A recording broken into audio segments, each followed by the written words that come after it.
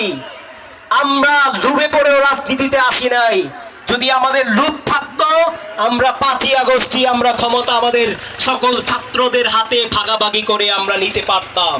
কিন্তু আমরা আমাদের লোভ নিয়ে আমরা এই রাষ্ট্রকে আমরা গঠন করতে চাই নাই, বিধায় আমরা সেই ক্ষমতা আমাদের হাতে নেই নাই।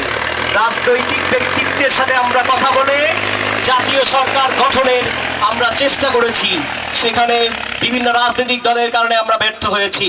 সেকেন্ড রিপাবলিক আমরা চেয়েছি, সেখানেও আমরা বিভিন্ন রাজনৈতিক দলের ঐক্যমত না থাকার কারণে আমাদের দেরি হচ্ছে।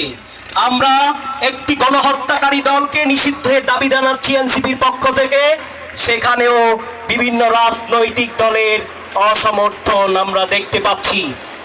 সেই জুলাই বিপ্লব রক্তের উপর দাঁড়িয়ে আছে, সেই জুলাই বিপ্লব ব্যর্থ হওয়ার জন্য তাদের কাজকর্ম প্রকাশ পাচ্ছে। আমরা বেশি দিন তাদেরকে সহ্য করব না। এখন আপনাদের সামনে বক্তব্য নিয়ে আসছেন আমাদের সহযোদ্ধা